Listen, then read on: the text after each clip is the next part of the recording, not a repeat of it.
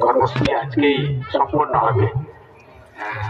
ওনারা অলরেডি এসে গেছেন এবং দীর্ঘ কাহিনী আপনারা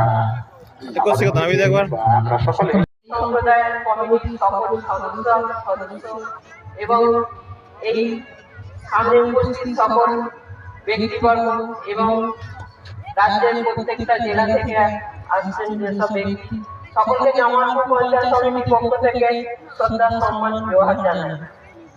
আমরা এই তর্পণে উপস্থিত সকলে মিলে যে অনুষ্ঠানটি আমরা করে চলেছি প্রত্যেকটি বছর নিজেদের মতো নিজেদের সরঞ্জাম নিয়ে